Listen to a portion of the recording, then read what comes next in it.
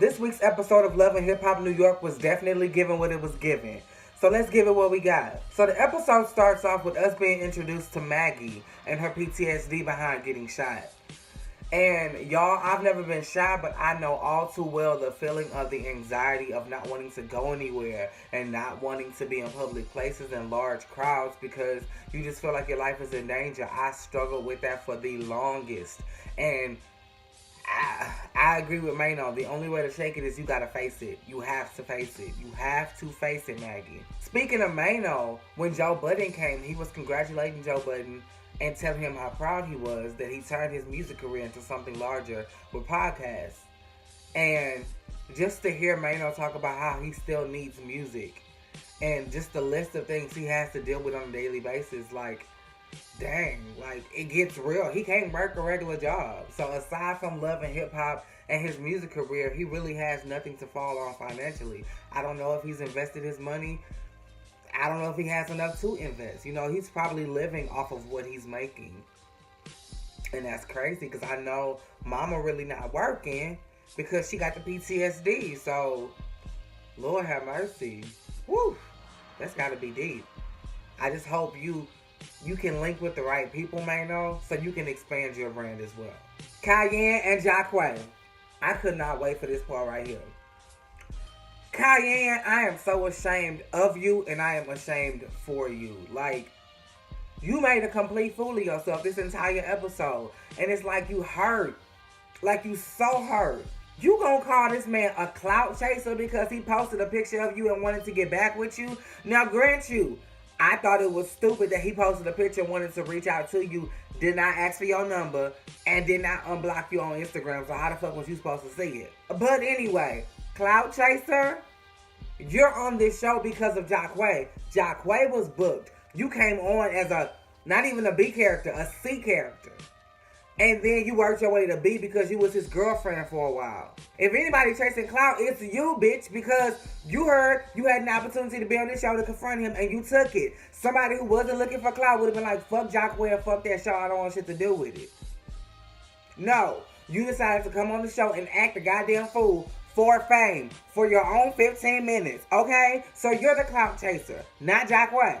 And you broke the code. Everybody knows that whatever is discussed while y'all are in the relationship, it's off limits. You can't talk about that. Now, if you done heard some tea about him after y'all broke up, bitch, bleed his ass dry. But that's not what happened. He probably told you all, I believe everything you saying, Cayenne, but he told you all that shit in confidence, in pillow talk, while y'all was together. You broke the code, and he served your ass right for denying every fucking thing. You making up stories, because he ain't tell nobody else but your bitch ass. So how can you substantiate? Now for Yandy's little beach day. I don't really want to talk about nothing else but Juju and Anais.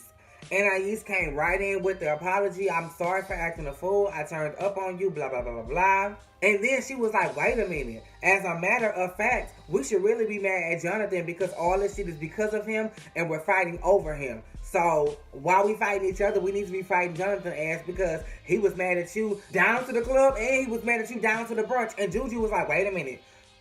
Brunch? He's still mad even after we talked or whatever? And she was like, I ain't no snitch. You should have just said no because you in that moment broke the code as well.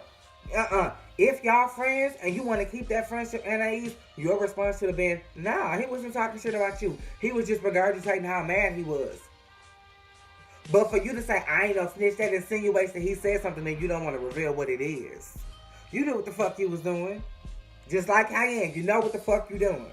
Speaking of Cayenne, let's reel it on back. Cayenne, Nayeli, and Safaree. That shit you told him about the insurance shit was wrong as fuck. Cayenne, you starting shit. And you starting shit that I don't believe you can finish. You digging yourself in a deep hole for a Love and Hip Hop check. And I'm not saying that it ain't the check of all checks, because who don't want to be on Love and Hip Hop, but bitch, at the expense of ruining your brand? Who gonna want to fuck with you? Who? That shit was not cool at all. Ooh, Cayenne. Cayenne, you wrong as fuck. I don't give a fuck what he did to you. If he cheated on you, bitch, come on the show and bring a nigga on the show up. Don't come on it like, but you taking petty to a whole nother level. You trying to ruin this man's life because he cheated on you. Why did you give him that much power over you in the first place? When you had already told us and him you came from a fucked up relationship prior to him. It's you, mama. You choosing the wrong niggas. Mano invites Maggie to the boxing match. Maggie, I just really wanted you to be honest in that moment. If you was having PTSD and you wasn't feeling comfortable, tell Mano. I understand he like a drill sergeant and he was trying to make your ass go anyway. But still, tell him. You played it off. Oh, yeah, I'm gonna be cool. Da-da-da-da. Oh, yeah, no biggie, no sweat. And as soon as he walked off, you all but cracked like a motherfucking egg in your brother's arms. Like, you just, no, ma'am. That ain't no way to live. Not in your relationship or in your life. No, ma'am. You should have told him. I understand you want to be strong. You want to look strong. You want to act strong. But, mama, it's okay to not be okay. It is okay to not be okay. Mano ain't gonna leave you because you're not okay. You got shot. So, bitch, you got legitimate reasons to not be okay. Jock, Sean, John party. Now, first of all, the party was intimate as fuck. Do y'all notice how they didn't pan the entire room? They kept it right on the end where he was like, "Oh, I'm throwing y'all shirts. I'm throwing y'all shirts." Everybody in that audience got a shirt. And he only threw about 5 shirts. Everybody in the building got a shirt. So then Jock goes over to the group, and in the group is Safaree, Nia Lee, and Sin Santana. And that's when Safaree was like, I'm gonna choose my mama right now. I'm gonna choose my moment. And then he confronted Jock about the whole insurance fraud thing with the robbery. Baby, Jock pulled a Safaree. Remember Safaree, how when they prompted you with the whole pregnancy shit, with the whole baby shit, with the whole fucking lyrical shit, and you just walked off and you didn't really give an answer and you skated around the answer? Well, that's exactly what Jock did to your ass. He said, "Oh no, I'm not gonna deal with this energy in my major event. Oh no, I'm about to leave." And Jock, them little t-shirts is not your own fashion line. You are a brand ambassador for Sean John, just like everybody else is for Fashion Nova. Okay. Juju and Jonathan. I love that Jonathan apologized for blowing up and for calling her fake and all of that. But the root of it is, Juju is mad behind a secretive comment. Jonathan is mad behind the podcast. Juju, what you don't get to do is minimize what he's mad about because you feel like what you are mad about is more important. No, ma'am, it's important to you. Just like he said, it's important to you.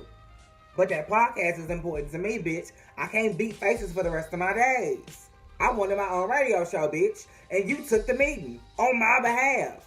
Bitch, I wasn't doing shit. I could have went. And then from there, it just went into a screaming match. Like, nobody was talking. After he cursed at Juju, Juju was done with the conversation. She wouldn't let him talk. And then she ended up walking off. Y'all, I hate a walk-off. I really do.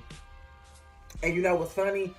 More than likely, if I'm into reality TV, I'm probably a walk-off type bitch. Because I'm not going to beat your ass on national television because I feel like that's making me look stupid. But I really would prefer to talk it out.